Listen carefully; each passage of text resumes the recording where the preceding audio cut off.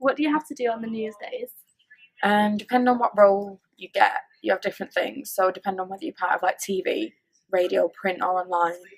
So if you're in TV, obviously you're focusing on either going out making packages or being in here putting packages together and like making sure your bulletins go out or your program goes out. Same with radio, you're in here either putting it together or you're out getting stories, getting vox pops and like clips that you can all put together. Print is, well, I haven't been in print this year, so I'm not sure. Print, obviously, it's kind of the same with online. You have your story and then you just put it in, and so it's like TV and radio are the main ones that you're out getting stories.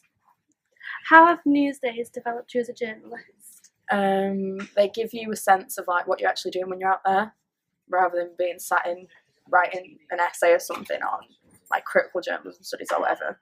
You're out speaking to people, recording people, filming people, doing what you'd actually do as a real life journalist. How realistic are the news days?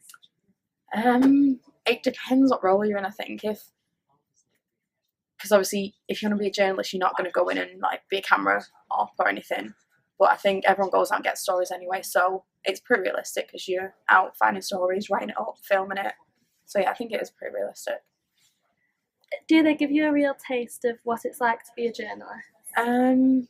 Yes and no, like depending on what your role is, but I think it helps you realise what you want to do, like when you go out there and how you've got to go out and be a journalist and what you've got to do. Like, what tips would you give a first year going into a news day?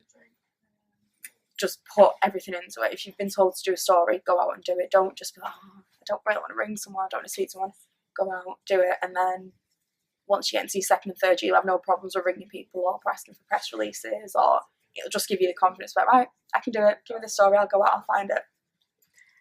What things go well in news days and what don't go so well? I think the only time it doesn't go well is if you don't work together or you don't communicate. Like if someone's doing a story, but if say it falls through because it just has, but then they don't tell you that, oh, I've not got this story, and you sort of left a space for them in your bulletin or whatever, that's when it falls through. But as long as everyone communicates and like works together, it tends to go pretty well. How did you work as part of a team? I think it's difficult because like it's a big year group and you don't really know everyone. But the best thing if you're in like a group with other people, add them on Facebook, make a Facebook group. So then if anything goes wrong, if anything happens, like you can always communicate like that. Make sure, as stupid as it sounds, make sure you know who you're working with. Like, make sure you know what they look like. So if you ever need anything, you're like, right, I need this person, rather than like being, I don't know who to go to. Make sure you know who's who in your team. So like your editor, your producer.